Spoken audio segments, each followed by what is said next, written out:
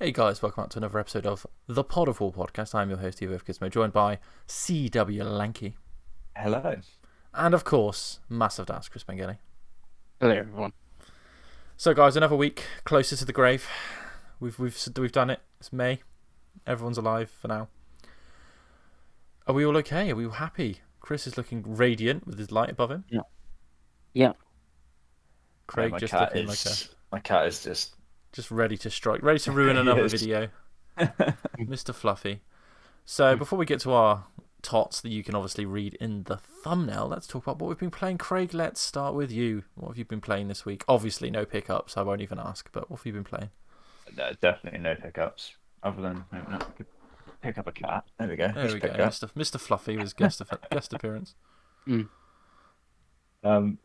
Just pretty much the same as last week. Just more judgment, in all honesty. All the cat is now headbutting the screen. I think I'm up to chapter number 8 now. So just over halfway on the main story. Nearly 30 hours in though, so it's going to be a big one.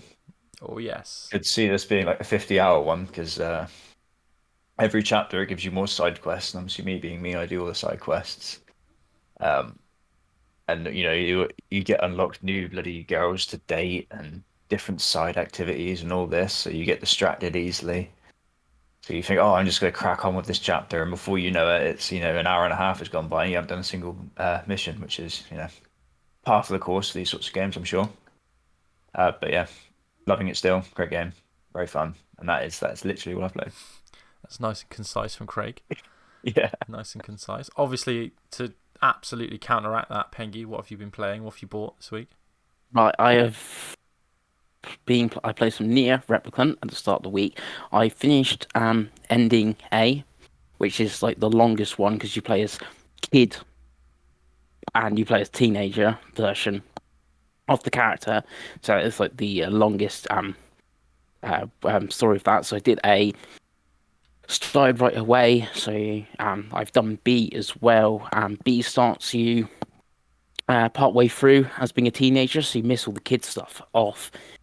It's got a few different bits in it. B changes some of the dialogue, some more cutscenes and stuff like that. A slightly different ending. So that's what I've done. That I haven't gone on to do C yet. From what I'm gathering for C, it's pretty much exactly the same as B until like the very end boss. So I've held off of that at the moment. So yeah, it was pretty good. What I've like the two endings of Nier so far. Obviously, I've not played Auto Matter, so I don't know how that changes. Because from what I've read of Replicant A, B, C, and D, E is very different. Is like pretty much is exactly the same, apart from like the very ending after you've done B. I don't know how Automata changed when you went from A to B and B to C. I know you had different characters and stuff, so I expect Automata does it much better than Replicant of what you're doing with your second and third playthrough. Yeah, Sort of thing. When I get Automata is literally you do the first two playthroughs are similar, but you play as different characters and you mm, basically see yeah, it see all from this one different perspectives. you still play as Nier, so And then the third playthrough is completely different. It's basically yeah, set on this. after the first two ones, so it's Yeah, in the from what I same gather on area this. but different. Yeah, on this it's like exactly the same until you get to the end boss, and then D is the same until you make a choice at the end. E is completely different, and it's the new content. It's just getting to E is that. So I'll go to back to that at some point. Some Um, point. Oh no. yeah, yeah. It's just I didn't want to do the like I didn't start C like I started B right away, and it has got new content, new cutscenes, new dialogue, and you learn a bit more of the shades and stuff like that, and the backstory of Kane and things like that. But D is exactly the same, and to like play, start that right away. I thought I'll have a little bit of break in between, so I started the DLC for Immortals, the third one, which is like a top-down Diablo like. It's not great. It's not as good as the second DLC. I've only played a little bit of the first one. It's got very much emphasis on loot and stuff like that. Like, oh, you go to the next quest marker on the map, you get the main item you need, and then it's like, right, you also need 7 monster eyes, so then you have to run around the map finding your 7 monsters to kill that give you the monster eyes and stuff like that. So it's a little bit tedious and so far, but yeah, I don't think it's that long, and I'm on the. I think I'm just going to get to the third island, so they're broken into like even smaller islands than the like obviously what's in the main game and stuff like that. Quite small, and it's done obviously on top-down view, and combat's slightly different, so it's different. And then going from there to there, seeing there's a different type of game, different art style, and things like that. And that's basically all I've played. That's just those 2 games. And you've not bought anything? I have not bought anything. The only thing I've really done is I've resubbed to Netflix so I could watch season 4 of Castlevania, which is gaming related, I guess, because it's Castlevania. Nice. I still haven't seen season 3. I just need to sit down and watch it. I might even do that tonight, to be honest. I've got nothing better to do. Nice. Oh, very concise from you as well, Pengy. Wasn't expecting this week. I'll be honest. I was settled in for an hour-long chat about 3D actually, games. I did play some Killer Instinct. Okay. And I unlocked like 20 achievements and got like 4 gamer score because it's a Microsoft game. It's got 7,000 achievements and you get like 5 for doing anything. Classic. That's what you deserve. I reckon if I spent like a whole day like listing what achievements I could get, I could get to like 200 achievements unlocked that on the game, and it's still only be about 600 gamer score. Yeah, there's a few games like that, and unfortunately they're mostly Microsoft games for some reason. You'd think they just keep upping the amount of points as opposed to just like making the thing weird. Okay, fair enough, boys. Well, I've actually played more games, I guess, than usual. Though I don't know. I've had a really weird couple of weeks where I've been basically focused on like my health and stuff, like fitness. So I haven't really got into anything, which is weird. So I wanted to get into Judgment, and I enjoyed the bit I played, and I just haven't had the energy to sit and turn the PlayStation on. So I've just been playing real casual goodness. So I've been played more Star Wars Racer, which is still great. Still a game from 1999 or whatever, but it's still pretty fun. I picked up WRC 9 because it was listed at £8 for some reason. So I was like, oh, okay, I like rally games. It is almost identical to WRC 8 to the point of which, if you told, like, I generally think the menus might be the same. Like, all the menus are the same, I think. But the game looks a little bit better, like, on the driving.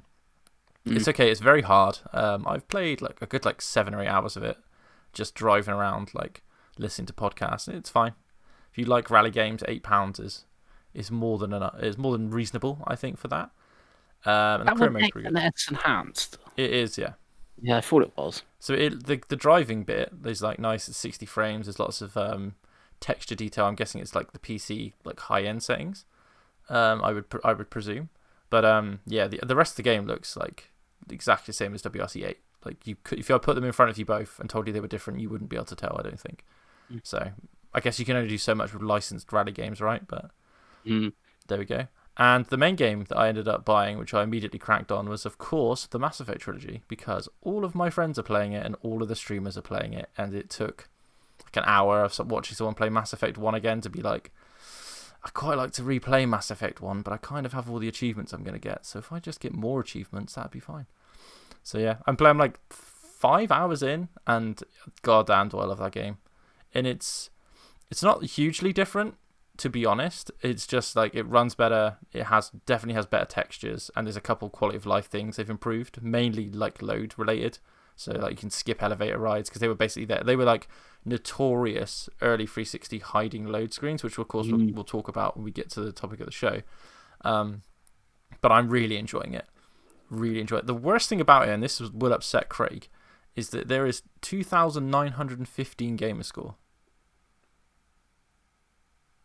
A strange number. Not you think it 3,000 each for each. No, 2,915. So I can only presume, this is a theory, that there is going to be DLC.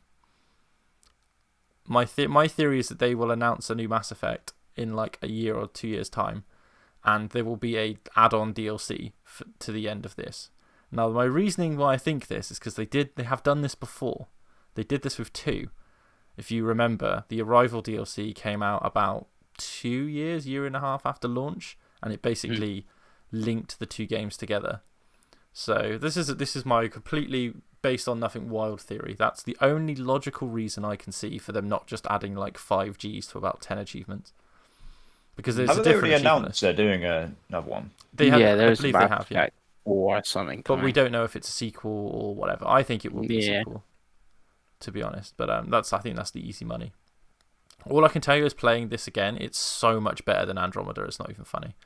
Because I played Andromeda not that long ago, and I was like, oh, it's okay. But then playing the first one, I'm like, oh, okay, this is a better game. This is just more polished. I do like every side quest when I play Mass Effect 1 as well, so I'm like loving everything. I'll probably get most of the achievements, to be honest with you, with Mass Effect 1. I think the only one I won't get, I'm not playing it on Insanity, because you have to play all 3 games on Insanity, I think, for one achievement, and I just haven't got that in me. Because the first game is kind of bullshit, because you don't reload. This is going to be really weird to Craig. So the first game is like the most RPG of all of them, and the shooting isn't very good, really, and like you don't reload guns, it like overheats, so you kind of have to like pimp out your guns. By 2, they're like, nah, we'll just make it reloading, it's a little bit more actiony, and at 3, it's just an action game. So, but yeah, I'm looking forward to that. I will obviously talk about that more when I get through 1, because I think 2 and 3 I haven't played for like 10 years. I've played 1 quite a lot. I play 1 like every couple of years, but I haven't played 3 on the Wii U. Yeah, so I played 3 when it came out on the Wii U, which was 8 Which years is ago, about 8 Chris. years.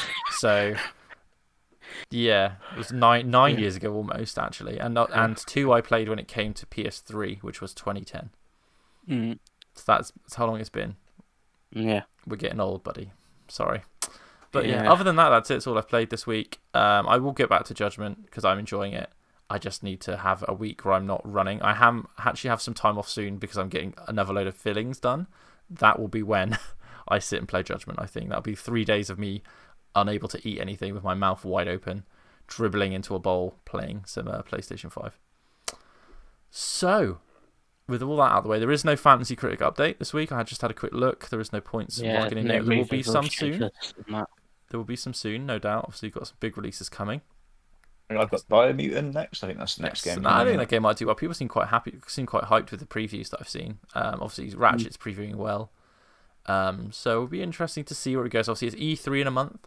So this is the month warning that we'll be doing an E3 predictions video in probably about 3 or 4 weeks' time. So get your thoughts in, boys and girls. There will be rules. Don't worry, Chris. I will have rules to stop the shenanigans. There will be a game. 100 points to Chris. Yeah. Kojima appears naked or something. That'd be Christmas. yeah. That's like it's a winner chicken dinner. If Kojima is on the Xbox stage, Chris loses everything. So speaking of the Xbox stage, we've got the topic of the show, Chris. Tots. And we decided, which is weird because we decided this, and then Xbox have just been like, hey, by the way, 20th anniversary of everything. Celebrate all your favourite memories of all the Xbox stuff. And I'm like, oh god. So we're going to talk about. It's not the original Xbox because Craig hasn't played it. It started quite early because obviously the anniversary is November. I'm guessing November's going to be lots of big games and Halo Infinite they're doing and stuff like that. They're doing the old Year of Luigi shtick, aren't they? They're doing Year of the Xbox, because you know they're going to use November, I guess, to market Halo Infinite, and there'll be the new Assassin's Creed or something out, and like all that sort of good stuff. I don't think you'll get Assassin's Creed this year yet, but it's all all about Halo Infinite. Yeah, there'll be big games in November. It's November. Yeah, it's building to Halo Infinite, isn't it? That's the Hail Mary for this year. But we'll talk about that E3. But obviously, what we're talking about, if I can just do my back in one more, is of course this bad boy. It's the Xbox 360, and yes, this is a working Xbox 360 arcade. And yes, this is what we record Brand Wars on. People used to comment all the time, like, "Oh, what are you using to emulate?" And I'm like, "No, buddy, we're using this bad boy." I know. So somehow still alive. Don't say it too loud, Craig. I haven't turned it on in a while. So the Xbox 360 came out in 2005 in pretty much every territory apart from Japan, I think. I feel like Japan was 06. Yeah. We had it in December here in the UK, which is what we'll always use if we're ever doing these episodes that we talk about consoles. I'm not interested in US release dates because we're not American. So UK release dates. What was it? The most famous one? 99.99. 99.99 was one, and obviously the PS3 because it's always like it came out in 2006. Like no, we didn't get it till late March Q1. 2007. Yeah, it was bad. Anyway, we're not talking about that piece of trash here. We're talking about the 360. No, 99.99. It's Dreamcast, mate. You didn't have it until 1999, Chris. I know, but it's like the famous launch date. Like Skyrim's 11. Was it 11 first 11 or something like that? Yeah. Skyrim when that came out. Chris, you know the Dreamcast came out 22 years ago, right? No one watching this podcast was alive. No one. None of them. Apart from Al. Still listening. Al loves it, by the way. He's going to comment on this because we've talked about him. Hello to Al and his future wife and all his children. Yeah. Thanks for watching the show. We love you. Anyway, hopefully his kids are snoozing off. Yeah, I hope they're snoozing off to the wonderful vocal tones of Chris Pengelly. Like Dreamcast. We'll talk about the Dreamcast. So the Xbox 360 gang. So what we're going to do, we're going to do a little round table. We talk about our purchasing memories of the 360. Then we're going to go into some like our favourite games and just our favourite memories and things we like about it. Because it's going to be one of those episodes we're just going to chat about the Xbox. So I'm going to start this with Craig because we've actually talked about a lot of this on his own critically acclaimed achievement videos, which are doing very well. So thank you for watching those. So Craig, when did you buy your Xbox 360 and what games did you buy with it, crucially? So I couldn't tell you what year, but it definitely wasn't at launch. It would have been around whenever the first Assassin's Creed came out, I'd imagine, actually. So 07, right, Chris? Yeah, sounds about right. Because I'm pretty sure that's what came in the bundle with it, was Assassin's Creed. Nice. So yeah, it must have been around then. Bought it, like I said in my achievement video, because of the playing Burnout Paradise, which is weird, because I've then never really played that game. But I played it on a demo stand in Comet or Curry's or some random ass store like that. I was like, this is amazing! Look at the graphics, they're so good. Kind of went out and bought one. I think it was a week later. It was with my brother bought one like 1 week, and then literally the week after that, I came and bought one straight after. That's that hard FOMO, that is, my friend. Yeah, definitely. I always remember you were talking before about how heavy your 360 is, Dave. I always remember we walked into town for some reason to get mine. I bought it from Game Station. I remember we had to carry it home, and carrying that old lump home was obviously a joy, as you can imagine. Yeah. If it's the power brick the size of me. But yeah, I think it was Assassin's Creed. I don't think I bought anything else with it. I think I just got Assassin's Creed, and then I basically got lent a load of games from some of my friends who also had Xboxes. There's stuff like Flat Out and Ghost Recon Advanced Warfighter 2 and stuff like that. Some I like more than others, which you haven't named a game yet from your video where you were like, I like that game. Yeah. It took a while. It wasn't really until like Prince of Persia, I think, was the first big one that I really liked and played a lot. And then I got into Call of Duty and Call of Duty 4, and that was pretty much it. I was just playing Call of Duty endlessly for a long, long time. Nice. And how many did you have? That's the question I've got to end all of these with. So I believe I had two. One died, and then I think I've got another one which lasted me right up until the Xbox One, and then I think it died. I think I tried turning it on like a couple of months after I had my Xbox One, and it was gone. It was dead. It's all over. Were they both white ones, or did you get a slim in the end? No, they were both white ones. Nice. Brilliant. Well, Pengi, let's talk about your launch day purchases, because we know that's what happened. Yeah, well, actually, I didn't actually buy one in launch. I pre-ordered mine in Game Station, and they were like, we're getting 90 or something in. And I believe I was something like 89 or something. It was said on your receipt what number you were. So I thought, I'm definitely getting one. Then I remember getting a phone call like the week before. I was like, yeah, we're not getting 90 in, blah, blah, blah. We can put you on a list where you can get your like 50 quid deposit back or something. I remember getting my deposit back and then looking to get one for like a couple. It's not like now where it's impossible almost to get a PS5 or Series S. Not Series S. S is quite easy to get, but X.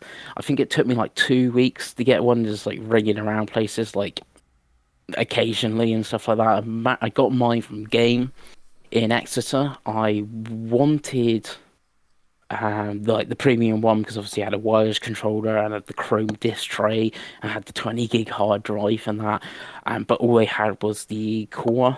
They had no hard drives either, so got the memory card with it instead. So the bundle I got was the console, which was the core, a memory card, a wireless controller, because the core came with a wired controller, a wireless controller, a play charge kit, which was like Game's own one was in the bundle, not a official Xbox one. And then it came with a choice of 4 games, and I went with Perfect Dark Zero, which was the Steelbook edition. You could pay like I think it was like an extra tenner or something to get the Steelbook one on top of like the bundle or something like that. So I got that because I was kind of excited for that. It was like the big launch, the game, and obviously it was from Rare, and Perfect Dark on the N64 and stuff like that. So it's excited for that. Got Cameo because again that was like the big like one of the big exclusives at launch. Again, it was Rare and it's supposed to be a GameCube game, and I remember reading it in like NCube or whatever the GameCube magazines were, and then obviously it came to Xbox and stuff. Then I got Call of Duty 2, and the other one was Project Gotham Racing 3. So obviously racing game. Again, it was like a big launch game, and it was really Project Gotham Racing 1 and 2 were great on the original Xbox. So fans of them, so that was the one. The only out of them, the only one I was like not unsure about was Call of Duty, because like, what's this Call of Duty game? We had Finest Hour, which I remember I didn't really like Finest Hour, so it was like, oh, I'll get this Call of Duty game. It's a shooter. Like the other choices were like FIFA 06 Road to the World Cup or whatever it was, and I was like, yeah, this seems the best choice out of what was available on there, because like you could get a gun, but I played that on the original Xbox like 2 weeks before and stuff like that. So yeah, that was it. I can even tell you it cost 425 quid. That was how much the 360 cost launch, were the bundle I got, because that was like my only option as well. It's like, yeah, you can have the 360, but only if you buy that bundle. I'm like, okay, that's like, it's kind of not annoying, but I guess market, at the time, supply and demand, and that was the supply and demand, as you've seen, with the current gen, what's happening. So not great, but yeah. And how many did you have? 3. Are they all? Did you get a slim? I imagine you upgraded. Yeah, because what happened? Obviously, my white one red ringed in 07, just before Halo 3 was coming out. It red ringed, and the Elite, I remember, came out, and I still didn't have a hard drive. I was still using a memory card, and obviously the Elite, was it a 125 or was it 250? I can't remember what size hard drive it had. 256 megabyte. No, the gigabyte is 120. Sorry. Yeah. So obviously I had a hard drive instead of a memory card. So why mine was sent off, getting repaired, I think it went like Luxembourg. Microsoft actually really quick out of the customer services I've used. They're really good. Nintendo maybe slightly better because like my 3DS was like way old when they replaced the screen on my 3DS. Yeah, so when it went to like Luxembourg, Halo 3 came out, the Elite was out, so I bought an Elite with, I think it was, well, Halo 3 might not have been out because I remember it came with Bioshock and Blue Dragon, and I remember buying a black play and charge kit and a black wireless adapter.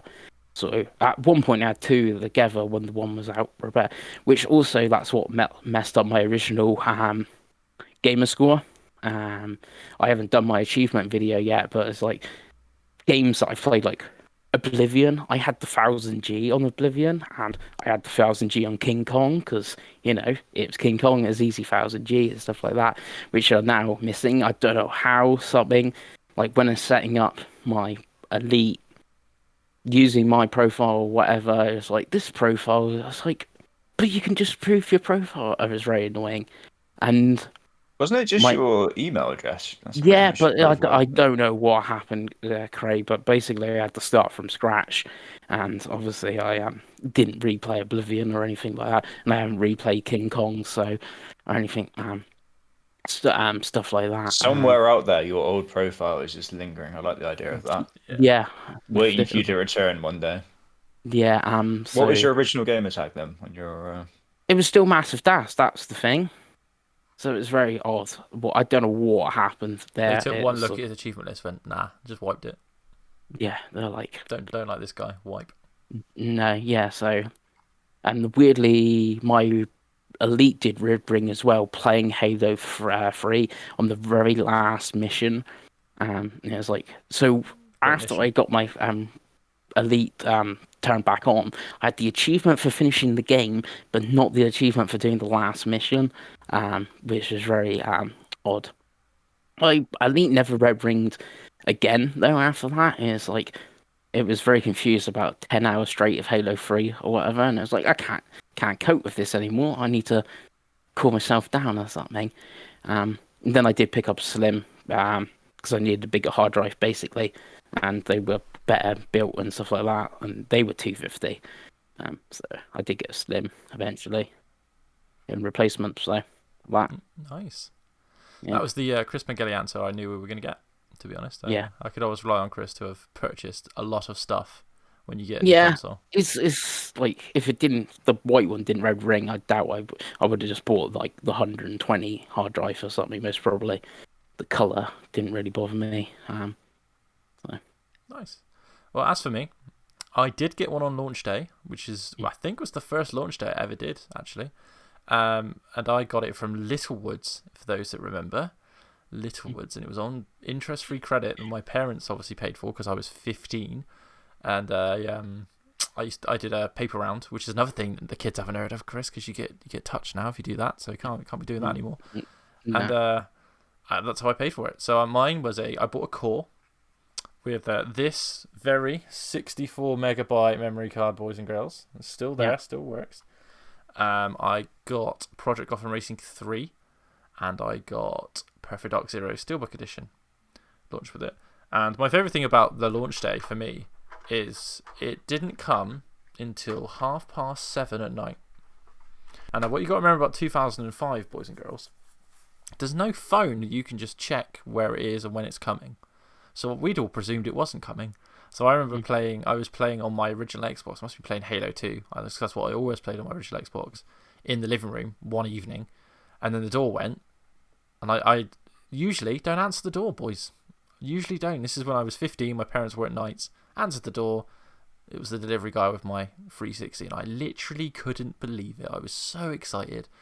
And so because it had been out in America for a month, I'd watched all the Screw Attack content and all that kind of stuff, and I actually went out and bought a Nyko intercooler for it. Chris, do you remember these? Yeah. So this was proper scaremongering. You would stick a fucking fan on the back of it. I remember It these. would apparently keep it cool, and it just was loud. That's basically what it added to it. It might have been cooler. It was loud, but my core never red ringed. The video card actually died on it. It was about a week before I went to university, so it lasted 3 years. 3 solid years, never red ringed. I did eventually get a hard drive and a wireless adapter. So actually, because this isn't the core, so I was saying let's show and tell, shall we? God. So this here and a headset, which I don't have anymore. They used to sell this thing called the Xbox Live Starter Kit in GameStation, and it came out I think it was a year after the console. So I picked that up with this 60 gig. This massive 60 gig hard drive, boys, and the wireless adapter. And if you remember these things, it used to be £65 to get wireless. Yep. And obviously the PlayStation had it built in, we had it built in, so that was always a big sticking point for Xbox guys. But we all had them, and we all loved them because they were hilarious, especially when I went to uni. And that was kind of how I upgraded. But I used the memory card, 64 megabytes of memory for a long time, which was great until the Gears of War DLC came out. It was like 300 meg, sorry.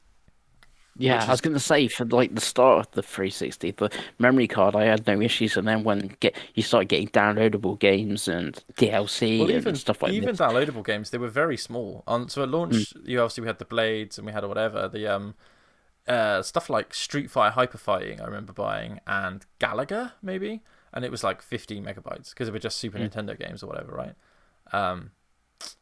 But yeah, as for the launch memories, the first game I played was Project Gotham Racing 3, and I could not believe how good looking it was. I was like, this is ridiculous. How is a game this pretty? And I must have played it for about 4 hours straight. And I just walked around in the little garage playing Geometry Wars and looking at all the cars, and I was like, oh, this is amazing. Watching Gotham TV, because you could watch other players racing in leagues and stuff. It was really cool. And so the launch day was great. I absolutely loved it. Obviously, achievements were like mental, and we could do a whole video. We have done whole videos on achievements, but like the first time achievement popped for me, I was just like, "What is this? What is this now? Oh my god, I'm getting rewarded for playing games." And it's like a straight into the vein. It was ridiculous. It really was, especially for like launch, because they were kind of crap. If you remember achievements at the launch, Chris, especially Perfect Dark was terrible. Yeah, I remember it long. Yeah, I remember it one very good. And like I said, I mentioned the fastest G on King Kong because it's basically finished the game. It was one or the other. It was either finish the game, here's 1,000, or do the most ridiculous thing for 10G. Like, it was just ridiculous. Didn't like Perfect Dark Zero. No, I wasn't a fan. Chris didn't like it. I don't think anyone liked it. I think we all expected it to be just better. And I think the big problem it had is the year before Halo 2 had come out, and Halo 2 was just a different beast compared to Perfect Dark Zero in every aspect. And obviously, for a lot of the first month before Christmas, I basically just played Halo 2 and Project Gotham Racing on it because it was backwards compatible, which was it was a software backwards compatible. But Halo 2 was probably the most played 360 game for me for a long time, till Gears of War came out, which we'll talk about later. But for launch window, like I didn't really pick up anything else until I think I picked up COD 2 Boxing Day. I think it was a Boxing Day sale in GameStation, and it was about 20 quid. And I liked Finest Hour. I liked Finest Hour quite a lot, so I was quite happy to play 2. And 2 was really good at the time. Again, it was a beautiful game. It was like crazy how that looked. And obviously, the equivalent on the other side was the PS2 and the GameCube at the time. So like to get a game that looks as good as Project Gotham Racing and Call of Duty 2 at the same time as you were getting PS2 and GameCube games was crazy. So I've had 2. I had my core that broke, and then I went to uni, and then at uni I bought this arcade. It's still going. It's actually the latest board they did for these, which is why it's so reliable. It's like one of the most reliable 360s you can actually buy, which is strange because it's in the old white case. But the last board they did for it was very, very reliable, so that's why this bad boy has lasted 13 years. Do you have any disc tray issues with it? Because I just remembered that one of the issues I had, I think it was the second 360 I had, and I think this is a fairly common one, was that the disc tray would like stick. Yeah, you have to leave a disc in. Yeah, so if I forgot to leave a disc in, trying to get that open was like horrendous. This one and my original Xbox both have that issue. You mentioned that because I have an old Elite here somewhere. My dad bought a boot cell for like a $5. It does work perfectly fine. The only way to open the disc tray is from the dashboard. It won't open otherwise. So you can open it. The button won't do it.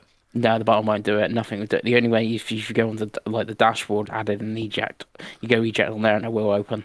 So what I learned, because I had this issue, Craig, there is a small hole up here that you put a little pin in and it forces it out. Oh, nice. So that's the original Xbox had that as well. It did, yeah. But the problems they had is their drives had a magnet that would get too strong over time, and so it would like lock, which is really stupid. But that is the exact reason, because the disc was in, it wouldn't lock basically, which is strange. But yeah, I had that issue. That's really the only issue I had with my 360. I never had a red ring. My core had the video card died. So I remember playing Halo 3 actually, yeah, because it had been 07, and it was like green tinted for a bit, and I was like, okay, and then it just would not load up the screen. So yeah, I had to get the replacement. I like as I was at uni, because I was going to uni, so I was like, you know what, I just won't buy another one because I can't afford it because I'm going to uni. And then at uni, last student loan of first year, I was like, I've got a whole summer at home with my parents. Let's buy a 360. But I suppose that's launch. I suppose moving from launch, I guess we could move on to, before we could talk about games, because obviously we've done so many episodes talking about games. Like favorite memories over the years, because obviously the 360 lasted a long time. It lasted 8 years for me and for Chris, right? 2005 to 2013. Yeah, I traded mine in for the Wii U in 2012. Nice. That's yeah. I always kept hold of mine. And obviously Craig's lasted until his, because obviously Craig is the purest of us all. Is Mr. Xbox. Only bleeds green. Doesn't bleed anything else. Xbox and Asda is the only two things that he bleeds. So Craig, so how are some early memories? I know we've talked about on your achievement video your Tiger Woods, your Call of Duties. Is there any sort of like big releases that jump out at you that you like really changed how you sort of play games or anything like that? So probably it wouldn't have been like big releases for buying them at release, because I think I said this in my video that tended to just buy like second-hand games back then. Because I was a teenager and didn't have much money. And GameStation was, and this is hard. This is for anyone that's not from the UK. GameStation, and we talk about it a lot in these videos, was a different beast when it came to pre-owned games. Like CEX is kind of picking that up now, right? But like back then, you could get some deals, man, at GameStation. You get some real good I deals. always used to admit, and they used to do like it was the 4 for 20 and 4 stuff, for 20, especially yeah. on the especially at the end of the like the original Xbox Cube and PS2 and stuff like that. It's great. But yeah, it was strange because again, I said this on the video, but because the internet wasn't as big and social media wasn't as big back then, you would really go into stores kind of almost blind, especially if you were like as casual as I was with gaming back then, and you could come in with absolutely anything. I always remember picking up Gears of War for like a tenner or something like that, not having a clue what it was, and then getting it home and being like, "Oh my God, this is incredible! Like, this is mental." I think that a similar experience with BioShock. Again, bought that for like a tenner, like the Game of the Year edition. Bought it just because it's got Game of the Year on it, and I was like, "It's got to be good. It says Game of the Year. That means it has to be good." So again, get it home and be like, "What is this? What am I doing? Why am I underwater?" So yeah, those are probably some of my early like favorite gaming memories, other than obviously Call of Duty 4. I'm getting nagged to death. As soon as I bought my 360, by my friends in school being like, "You've got to get Call of Duty 4, you've got to get Xbox Live." Again, back then, everyone now kind of has their console connected to the internet, and everyone has, Xbox Gold or whatever. But back then, it's quite common. You had Xbox Silver, or you just wouldn't have your Xbox connected at all. I remember, yeah, the hassle of trying to get your Xbox connected, because back then, again, you wouldn't necessarily have a wireless router like you do now. You would have a wired jobby, which was just onto your computer, and you'd probably have to go out and buy a third-party wireless router that would somehow be compatible, you were hoping. And then you'd have to buy your wireless network adapter, and you'd hope that it would all work, and you were never quite sure if it was going to. But yeah, I always remember that, and eventually getting it all to work after buying the wrong thing 2 or 3 times, getting online on Call of Duty 4 and playing like Hardcore Headquarters, I think it was, the boys used to play. Just, yeah, being blown away by how good that was. Yeah, so I suppose for you, the biggest innovation in gaming for you was online, right? Because obviously me and Chris Oh, had played 100%. online before with the Dreamcast, in my case, And and the Xbox the original. original X. Like Xbox Live was better, but like it was still pretty good on the original Xbox. So I suppose for you, the big crazy. I love the idea that anyone under the age of like 23 or 4 is watching this. Like we're like 600 years old, but there was a really quick transition from about 2000 to 2007, where internet went from dial-up to wireless broadband. Because like Yep. I remember I was the same as you when I got this and I didn't have the wireless adapter. Playing it online was right. I need to take it downstairs.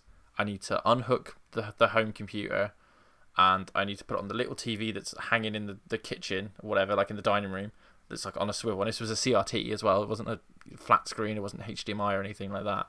And I like maybe once a week I could play Xbox Live, because I have to be literally hooked in to this ancient broadband system that we had running in our house. But yeah, internet.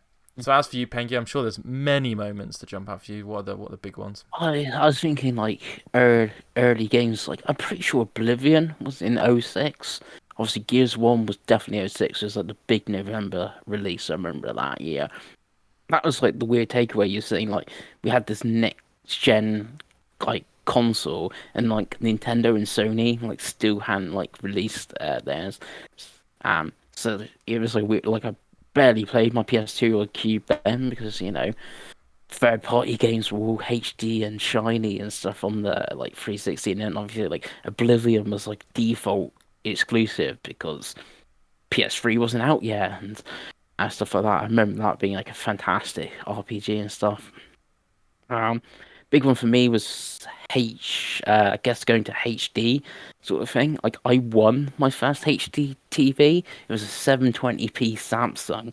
Won it in Games Master magazine. It was like I think it was like 27 inches, something like that. And then having to order the the component cable's not composite. For the like the 360 to hook it up, and like, oh, this looks fantastic.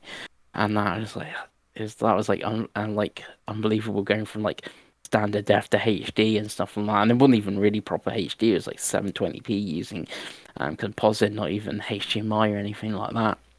That was another reason why I wanted the Elite had a HDMI connector built in, where the arcade and core and stuff didn't, sort of thing. So yeah, Xbox Live is a big one. Like I played Dreamcast, going back on Dreamcast, played that online. So like that was like years before. Played Halo 2 online multiplayer. Mainly played Halo 2, played some like Rainbow Six and stuff like that. First one on the original Xbox, but mainly original Xbox. We played System Link and stuff. Sort of thing, I guess, because you're like 13, 14 or whatever, and like internet limited and stuff like that. So we used to play mainly LAN stuff and that with Halo 2. But like the 360, like proper online wireless app, you say. And I remember playing. You brought it up, Burnout Paradise. Me and a couple of American guys, and I think there was one Mexican dude and stuff like that. A couple other Brits. We used to like, it was something like 8 o'clock every Saturday or something, and we just like do all the weird party sort of like games and stuff on Burnout Paradise. And it was like great. I still got some of them on like my friends list on like the Xbox One now. Not Xbox One, the Xbox. Some of them might be on Xbox One. I don't know. On like the Series X, still got them on the friend list. Like now, and that was like this weird thing as well. Like you had a headset and stuff like that from like default, and you could talk to like these random like people and stuff like, oh yeah, we'll see you next week. I'll play some more Burnout Paradise, and that was like the big like sort of one like usually the multiplayer, and then going to like standard def to HD was a pretty big one as well. The headset was decent as well, if I remember correctly. It came with the console, and it was quite a decent, nifty little thing. That's all I used for 360. I never went and bought like Turtle Beasts or stuff. I just used to buy them. Eventually got a Turtle Beach for COD, but yeah, I used it for a long, long time. Yeah, you remember as well, talking about chat, how it launched obviously with just one-on-one like private chat. That was the only way you could really speak to each other if you weren't playing the same game. And then eventually we got party chat. But that was crazy at the time. Yeah, oh, yeah. Because like the Xbox original could do game chat, I believe. Don't think it could do cross game chat. I don't believe it could. I don't think so. There was no system overlay. And obviously the PS3 at launch, PS3 never managed cross game chat. Not once, and then obviously the Wii didn't either. So the fact that the Xbox 360 in 2005, you could do your private chat, and you could have like 7 private chats, right, or something like that. There was like a list, wasn't there? And you could like post in different like message boxes and stuff. Yeah, I remember there was like a few set up like for a Burnout one, a Call of Duty one, and a Halo 3 one, and stuff like that. Like thinking about like Halo 3 and Call of Duty are both 07. 07 was actually like a really good year for I'll gaming. talk about it in a minute. Don't you worry. Don't you worry about talking about 07. But yeah, it's chatting online is like. Chat was 07. Yeah, there was a lot in 07. 07 was basically the big year, for 360 for me. But yeah, chat is a crazy thing because like it's one of those things you could do it on Dreamcast, but it was kind of weird, and you could do it on the original Xbox, but only really in game. And it had like the original Xbox had like voice modulators and stuff, whereas this was literally just, you just chatting to people. Yeah, because you ever remember the advert? Yeah, the Dark Master adverts. Yeah. Yeah, and there's like a little girl, and she was the Dark Master or something with like a Darth Vader sort of voice, and the other like dude, and all of them playing. Yeah, it was heady days. As for me, it's the 12-month of glory that I call it. It started in November 2006 with Gears of War 1, and went all the way up to Halo 3 in September, and the one in between that was Mass Effect 1. So I got in 12 months, I got Gears 1, one of the best games ever made, our favourite game of all time, as we did our list. Mass Effect 1, one of my favourite games of all time. Halo 3, another one of my favourite games of all time. And then the stuff in between, like you said, there was BioShock, there was Call of Duty, there was Assassin's Creed 1. And there's all these games on the 360. The early, and between that point, between 2006 and 2007, it was just mental. All these games were just coming out. And those 3 series in particular, the Mass Effect trilogy, Gears of War, the 4 Gears of War games, and the 1,000 Halo games that were on the 360 were just different level to me. And it's one of those things that sometimes gets leveled as like a bit derogatory at the Xbox, that it was just this Halo, Gears, Forza machine. But all of those games were really good games, like really top end games. And the Halo 3 launch for me was like the launch game. Like the game, like the launch I remember the most, because I remember I was at college at that point, Richard Hewish, and it came out on a Friday, and we used to have classes up until like 2 o'clock, I think, on the Friday, which is crazy. You know, I was a very lucky boy at that point, you know. And I remember getting home, and it'd been delivered by Play.com, if you remember that. And I played that, and I remember me and 4 other friends. They were like from different groups as well. We played it, and because you could record it, like recorded your like last game, and you could watch it again in Forge. And I thought it was mental. I was like, we played this like 45-minute free for all like Slayer game, and it was crazy. And I just had it. I think it's still on my like my Halo waypoint thing, if you go on that on the 360. And I just remember just playing that game all night. I played the multiplayer for Halo 3, because Halo 3 was like such a hyped game. You had the Red versus Blue videos that used to run up to it. Of course, you had the beta that came with Crackdown, which basically made Crackdown a thing. No one gave a toss about Crackdown, apart from the fact it came with the Halo 3 beta that you could play for like a weekend or whatever. And it's, you know, Gears 1 is my game I prefer, in terms of like, it's probably the most mature game I'd played at that point, because I was always the joke that I always used to buy like Sonic Adventure and Billy Hatcher and stuff, Blinks the Time Sweeper cat. But Gears 1 really started making me buy these more like higher rated, like 18 rated games, because I just wouldn't buy them because it just wasn't my thing. I never liked horror.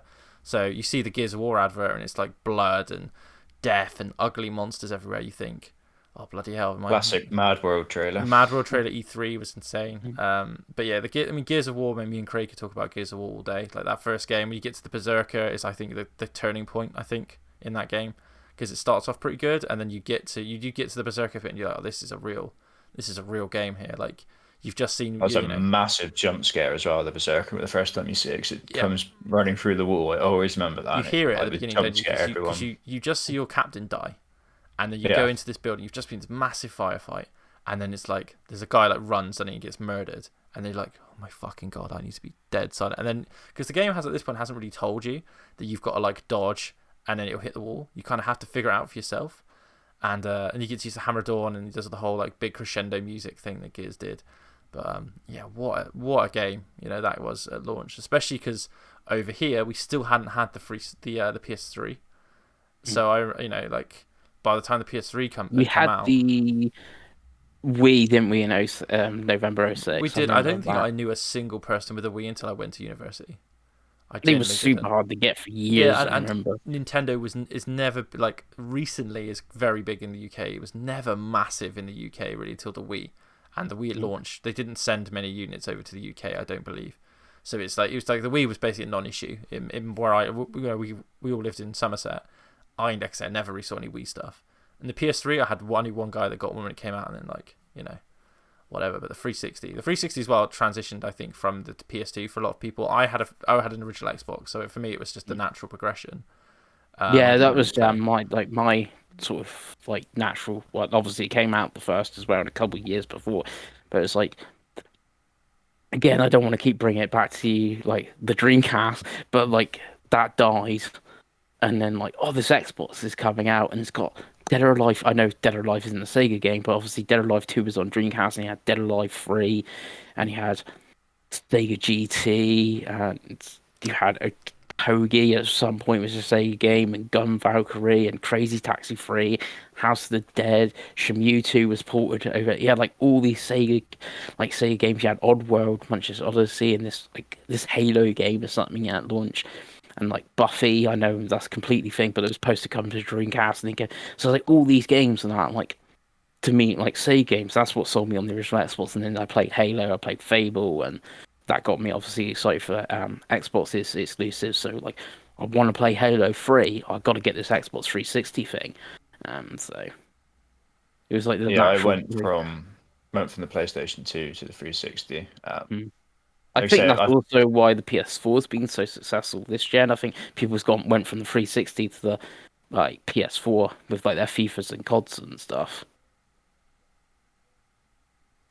Yeah, it's one of those things as well. The general casual will just go where their friends are and whatever's cheapest, and that's what happened with the 360 because it came out first and it was cheap compared to the PS3, and that's exactly what happened with the PS4. Well, you saying you didn't get a second job for the PS3?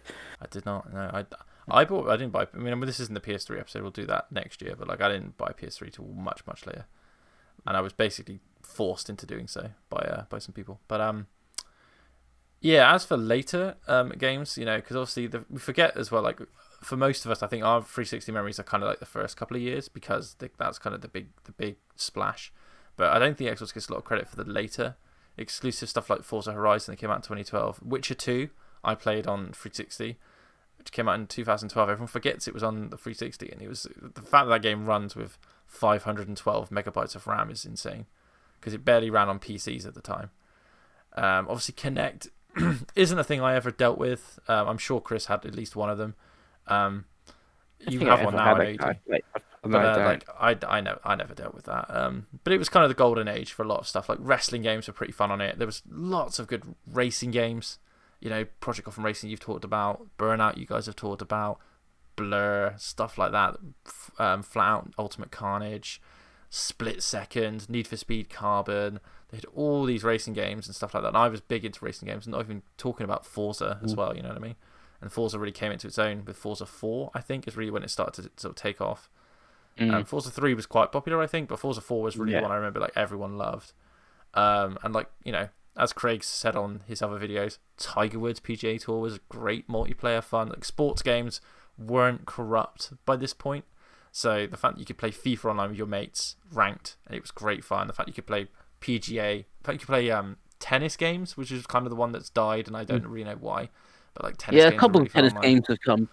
A couple of tennis games have come back, but apparently none of them are particularly good. No, so. I liked Sega Superstar Tennis. Was like my favorite tennis game because it was just virtual tennis with Sega characters and stuff. But like I said, we did a top 25 list. A lot of those games are 360. I could probably list 50 360 games that I loved. Stuff like Lost Odyssey that doesn't get mentioned enough, which is a JRPG from the Final Fantasy creator, and all that kind of good stuff. So the last sort of section I suppose we'll talk about with Craig is what we have done a list of top 25 games. So taking aside your absolute favorite games, Craig, because I don't think people want to hear us talk about Gears of War and Halo and Call of Duty Black Ops. What are sort of random games that you remember playing? And I know this is difficult because we have literally done a video looking at every single game you've played on the Xbox. But let's pick a random game. And I kind of know a game that is a random game that you've talked about a bit. You could talk about some more. But I'm not going to tell you what it is. Oh God, I got to try and remember what was 360 and what was Xbox One now.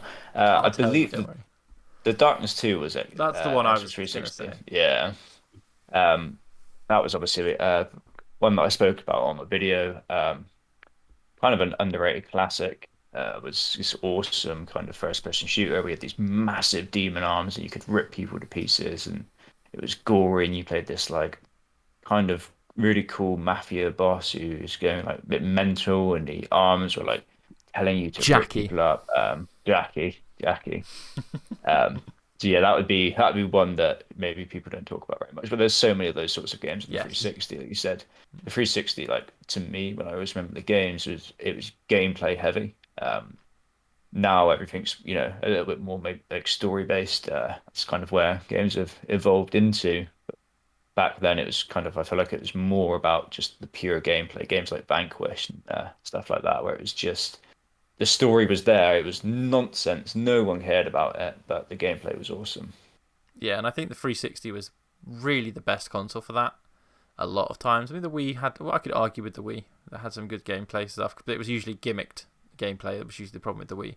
But I think the 360 was kind of the last gaming console. I think that's fair to say, like pure gaming console where it didn't matter about what apps. Like it had a YouTube app, but that was very late in its life. That had YouTube and Netflix. And stuff like I remember Netflix being huge on the 360. It was exclusive. It was an exclusive app friends for like a while. I remember they still sent out friends on disc. And like loads of playing of what you play. Oh, Netflix. Yeah, and again, like it was at the forefront of this, and that's why by the end, when the Xbox One launched, it was TV, TV, TV, TV, TV, because that's where they thought the business was going, and that's what that's what the console ended on. But especially because it's difficult because it was such a long generation that I think it does get kind of split into two. In that first 5 years, the 360 was just a hot streak for video games. If you played video games, 9 times out of 10 you were playing them on 360 because it's just developers found it easy to make because it was a Windows XNA machine. Games were tended to be cheaper than the other two consoles, weirdly. And I know everyone knows, again, I've poo-pooed this many times. Everyone talks about the lack of exclusive content on Xbox. I never saw it that way. Xbox Live Arcade, which is something that we haven't talked about too much, was kind of a revolution. Summer of Games used to be really Summer good. of Games, stuff like Braid and Bastion. Limbo. Bastion was a fantastic game. Was it Elysian Explosion Dust? Man. Explosion Man, yeah. And obviously you had old retro games came back with the 360 because you had, even at launch, you had your Gallagher's and stuff like that before you couldn't really buy them that way. There wasn't, I know that we did it with the Virtual Console when that launched, but at the time you couldn't really get a version of Street Fighter 2 that you could play online until Hyper Fighting came out. You know what I mean? And it was very important. The 360 was very important for sort of where we are now with games, to be honest. So Pengy, what's some of your favourite hidden gems, I guess, is the best way to put this on I the think it was hidden gem, and obviously we talked about the big ones. I did have a look at, like I said, some of the games that I played, and obviously we've talked Burnout Paradise, Halo Reach is like my highest 360 game on our top like 25 and stuff. Fable is great, stuff like that. But the one we haven't talked about, which needs a sequel or a reboot or some sort of remaster, is the phenomenal Viva Pinata. We need another Viva Pinata, people. I actually agree with you, which I didn't think. Especially like we just seen.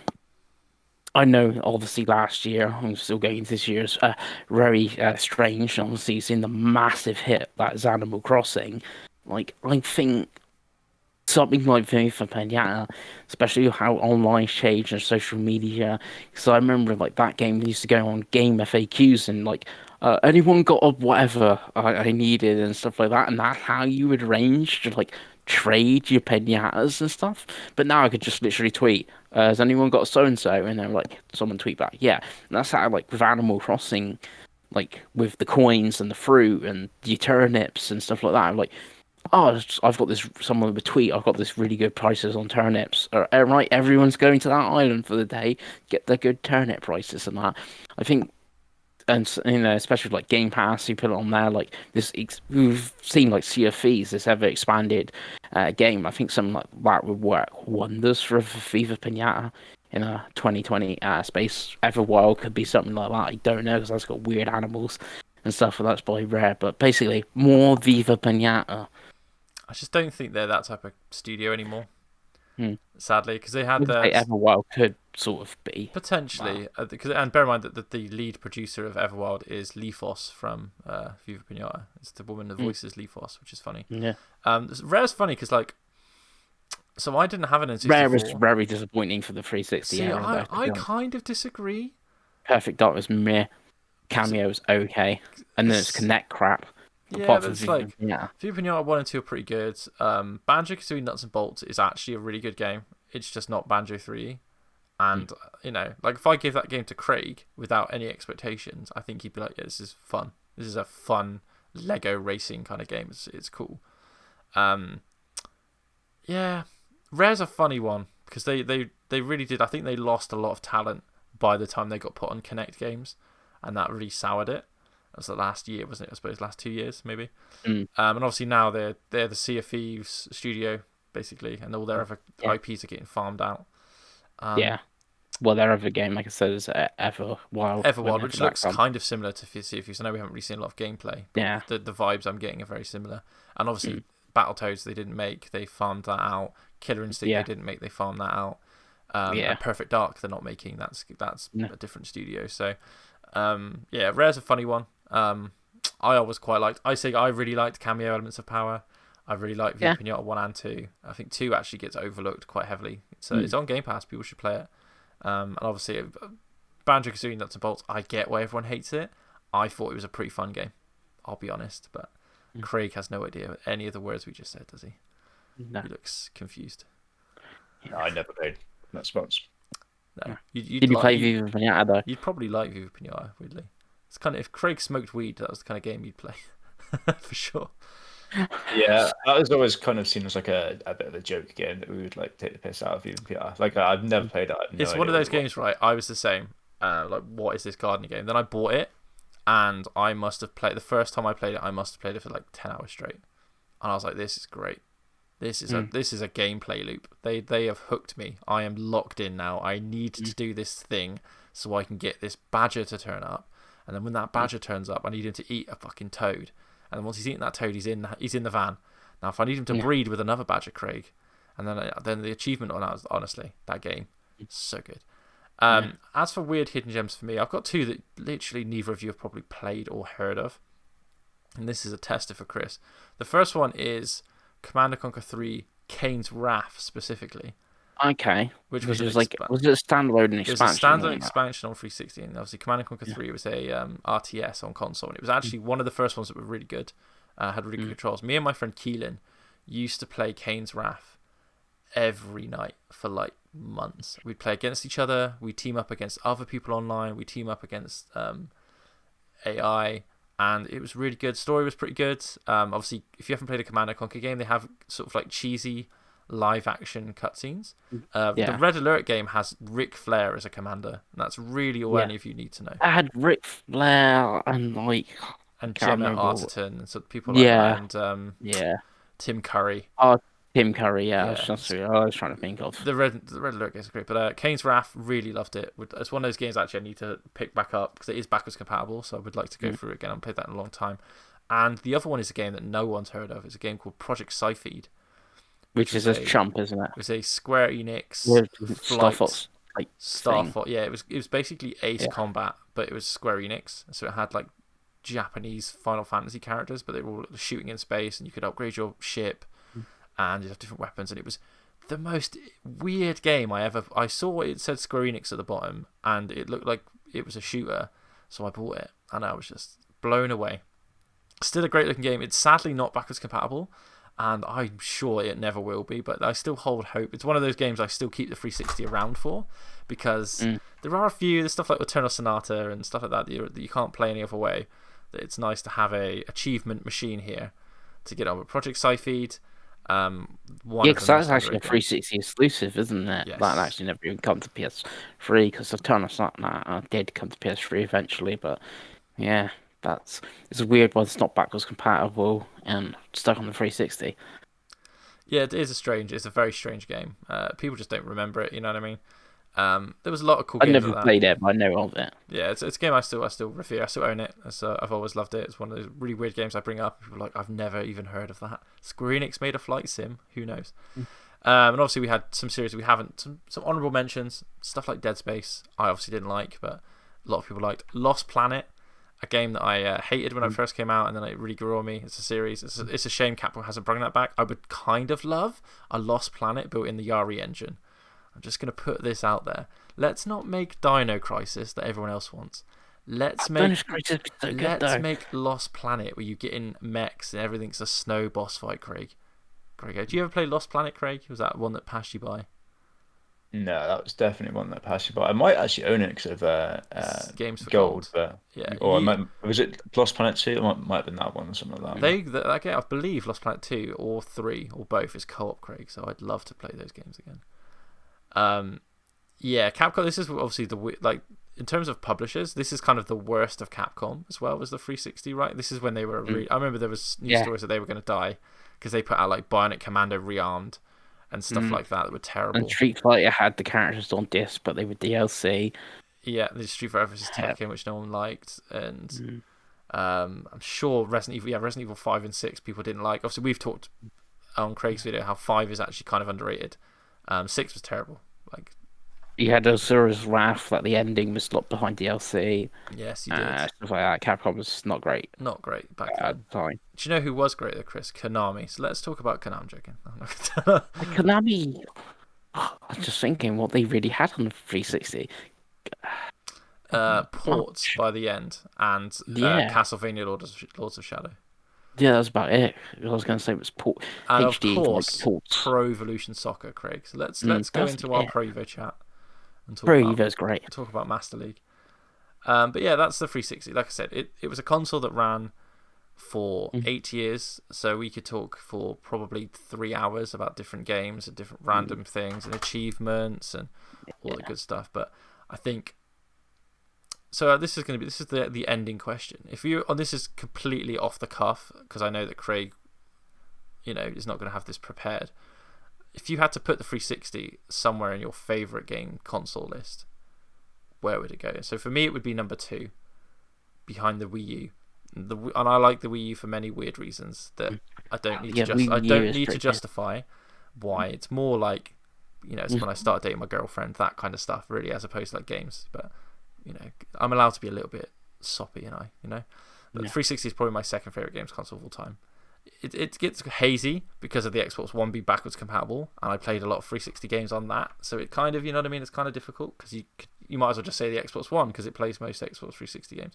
But if we're talking about when I played them, I remember once on one G demos, one of the other ones that I associate with, and I was like, GameCube was high in like there was a vote. It was mainly Nintendo. It was like the best Nintendo, and everyone's arguing, yeah, but the Wii can play GameCube games. I'm like, yes, it can. It seemed like it's such a weird. See, normally that would be the Pengals bullshit, wouldn't it? That'd be the Pengals so they're trap.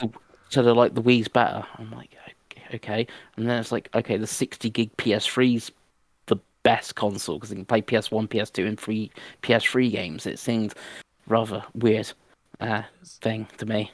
But we're not going to ask that. So, Craig, I think I kind of know where it sits for you. But if you were going to off the cuff, the 360, where do you reckon it'd sit in your favorite games consoles of all time? For me, it's strange because obviously I've not really played that many games consoles or really owned that many. Haven't. And for me, like Xbox just kind of rolls into one for me, like you said, because of the backwards compatible, because all your profiles carry over, because the controllers have always, been fairly similar, and the games have always, the franchise have always rolled across. I always just kind of see Xbox as it's all just linked. It's all one big happy family. But the 360 is obviously that would be my like nostalgia console. For you guys, I'm guessing it's probably the generation before, but for me, that was when I got into gaming properly. So yeah, I probably influenced nostalgia say it was my favorite, but like I said, they all just roll into one. Realistically, this Series X is my favorite because that is the best piece of kit you can get in terms of like an Xbox. But yeah, for nostalgia, it would be number one. That is the Phil Spencer inside you talking. That is the corporate line. It's all one big happy ecosystem. Craig loves cloud gaming, everything. He's just missed it. Xbox. It's like I can play my Gears 1 on the go on my phone. Oh, fantastic. Xbox. And you are right, I think for me, and I think Chris would probably agree. Well, you might not agree. Like the original Xbox is when I became a hardcore gamer. I had other hobbies in front of gaming until the original Xbox, and then that's now my number one hobby is gaming. Like I liked other things when I was playing the Dreamcast and I was playing PS1, all that kind of stuff. It really is the original Xbox for me, which like for you was the 360, where I started playing online games, and my days revolved around me coming home and playing the 360. I was finishing school and college and playing the original Xbox and be like, I'm going to play Halo tonight. I'm not going to go and play football. Hence why I put on so much weight. But there you go. So Penguin, this is a much more difficult question for you. Yeah. Because you have a list in your mind at all times, and you've got your caveats and your little Pengals rules. But where does the 360 sit for you? I don't know, because I've played so many more games consoles, and that's just saying games consoles without handhelds and microcomputers and stuff like that. Apple arcades. I knew I wouldn't get a straight answer, to be fair. And Stadias and that. Where does Stadia sit for you, Chris? That top 5? No, I guess like middle of the pack for the 360. What's that in a number though, Chris? I don't know if it's 50 consoles, it's 25 then. That seems very low. I'm just trying to, gotta fit. Well, yeah. Okay, so for It's hard. you're a unique case. Yeah. So let's have a unique question for you, okay? Because obviously Craig is the best of us, and I'm a sensible person. Yeah. So if I were to put and this is okay, I'm gonna have to play the game here, okay? So if I put a PS3 Slim in front of you, Yeah. a 360 Slim in front of you, and a Wii, right? Yeah. And there's nothing afterwards. There's nothing before. There's nothing backwards compatible. It's just the games that were built for those consoles. Where would you rank those three? PS3, 360, Wii. And why is the PS3 above the 360? Because of the games that are available for it. Which games are that? The Uncharted trilogy, Last of Us, Journey, Flower, Ni no Kuni. Okay, so you've listed 2 good games. That's fair. Again, I just want to know. Last of Us is trash, though. Just want to make that. I want it to be another video where I say that. So they're gonna look at the camera. Last of Us is trash. Yeah. I don't give a shit about Sony. That's fair. I knew that was gonna be. Metal Gear Solid 4, Guns of the Patriots. You don't have the platinum on that game, though, so you must not like it. I've not got a single trophy on it because they didn't have trophies at I'm the gonna time. have to get a trophy on it. Just. And remember, Kojima didn't even want trophies, and then they did the trophy edition. Which obviously they updated the old one. If you're watching at home, that was our Kojima mention of the episode. Yes. If that's going to be our thing, I mention Kojima and you go Last of Us is bad. Last of Us is bad, and Craig just says Xbox, man. He just says Game Pass. That's our catchphrase. Craig hasn't said Game Pass today. Craig, could you just say Game Pass, please? There was no Game Pass on 360. No. Imagine if there was. Jesus. Yeah. That'd be incredible. PS3 wouldn't have stood a chance.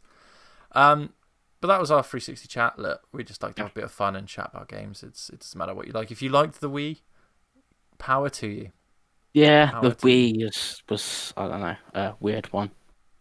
It's not for us, is it? We were old boys by then. No, like I said, we talked about it a few episodes ago. The Wiimote was, and then like it was standard def, and the other two is HD, and it's like, especially like you going about the money in second-hand games and that. It's like, oh, am I going to spend 40 quid on a PS3 or 360 game or on a Wii game? And it was like, yeah, I'm going to buy a 360 or PS3 game.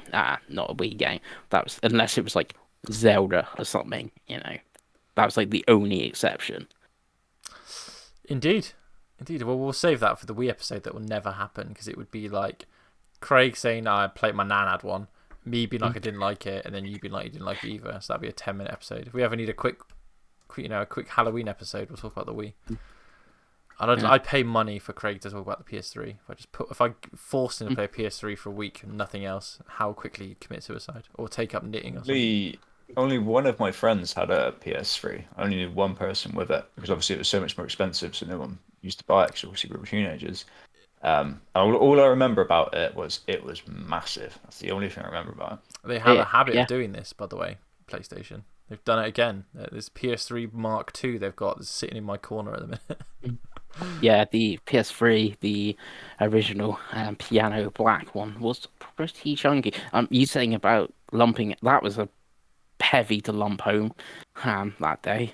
Yeah, because you could get stabbed for that as well, couldn't you? Because that was the thing. The people getting mugged for PlayStations. But anyway, that concludes another week. Thank you for watching and listening to us ramble on about the Xbox 360 and how much The Last of Us is terrible. You can join us next week. I have no idea what the topic's going to be because we're getting close to E3, so topics are becoming much more difficult to come up with, but I'm sure we will come up with something. But if you made it to the end, as usual, drop a comment, say hello. We always like everything because we like to read those comments. And I've been your host, Gizmo. Craig's here. Pengy's here. We'll see you next week. Bye.